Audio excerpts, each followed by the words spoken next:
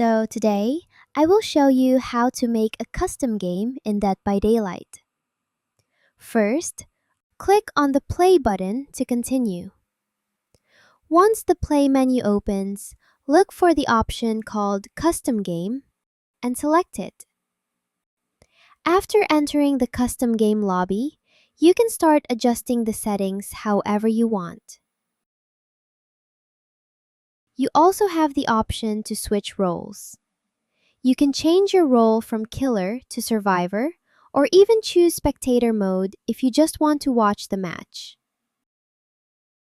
You can customize the game rules, choose maps, and change different options to match your preferences or practice needs.